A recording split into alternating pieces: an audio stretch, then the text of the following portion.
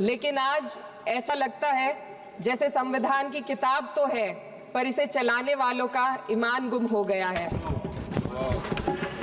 आज हिंदुस्तान में हर वर्ग को किसी न किसी चुनौती का सामना करना पड़ रहा है, मगर अल्पसंख्यक खासतौर पर मुसलमानों पर जो कहर टूटा है वो किसी से छुपा नहीं है।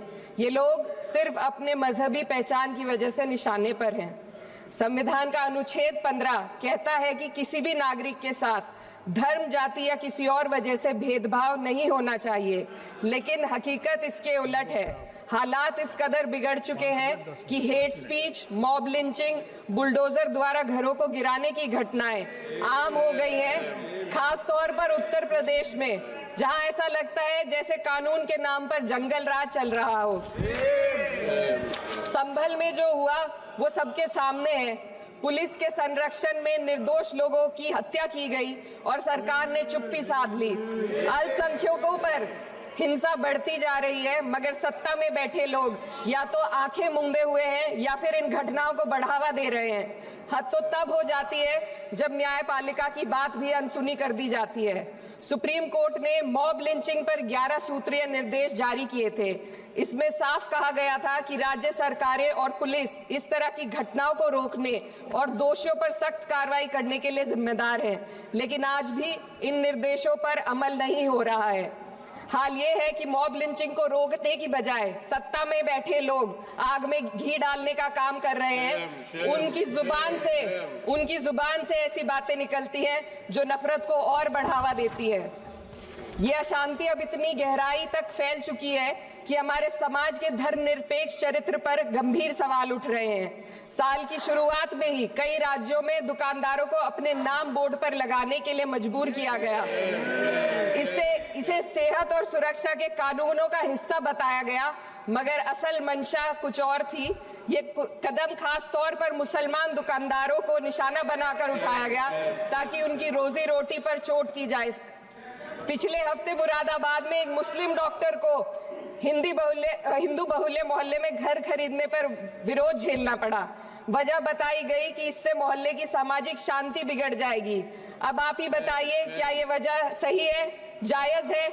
असल में ये छोटी बड़ी घटना इस बात का सबूत है कि सांप्रदायिकता को बढ़ावा देने वाले बयान और नीतियां हमारे समाज को अंदर से खोखला कर रही है। उत्तर प्रदेश में यति नरसिंहन ने बेहद घटिया बयान दिया, लेकिन सरकार इन बयानों पर कोई कार्रवाई नहीं कर रही। हेट स्पीच न केवल जनमानस के विचारों को प्रदूषित करती है, बल्कि इससे अब संवैधानिक पदों पर बैठे लोगों को भी प्रभावित कर दिया है। अभी हाल ही में माननीय उच्च न्यायालय इलाहाबाद के माननीय न्यायाधीश ने ऐसे बयान दिए जिसका संज्ञान खुद सुप्रीम कोर्ट को लेना पड़ा।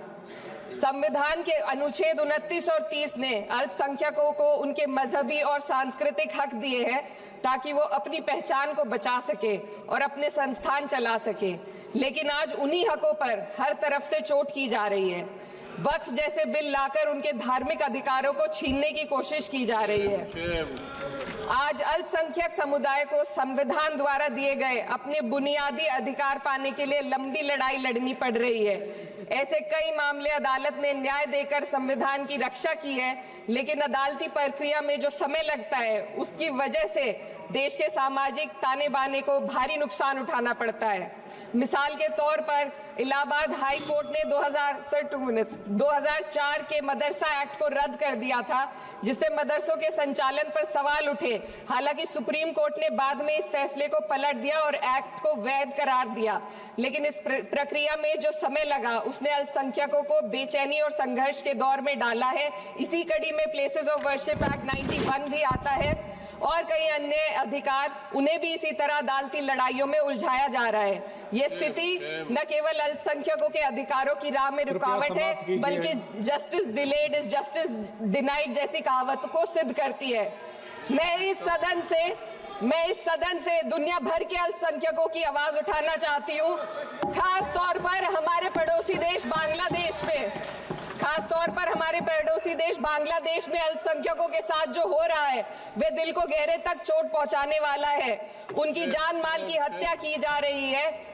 बांग्लादेश हो या हिंदुस्तान हो, या कोई और देश अल्पसंख्यकों की सुरक्षा, इज्जत और अधिकारों की हिफाजत हर सरकार की सबसे पहली जिम्मेदारी होनी चाहिए। मैं इस सदन से अपने देश के अल्पसंख्यकों के साथ बांग्लादेश के पीड़ित अल्पसंख्यकों की आवाज को एक साथ उठाना चाहती हूँ। ये वक्त की पुकार है कि हम सब मिलकर ये सुनिश्चित करें कि किसी भी इंसान को उसकी पहचान या मजहब के कारण डरकर जीने पर मजबूर ना होना पड़े। जहां हक छीने जाते हैं वहां अमन खो जाता है। ये बात हर सरकार को समझनी चाहिए। अगर हम सच में अपने संविधान का सम्मान करना चाहते हैं तो हमें नफरत और भेदभाव को खत्म करना होगा। हमें ये दिखाना होगा कि ये मुल्क हर वर्ग, हर जाति, हर धर्म और हर समुदाय का है, और जब तक ऐसा नहीं होगा तब तक संविधान की आत्मा सिसकती रहेगी।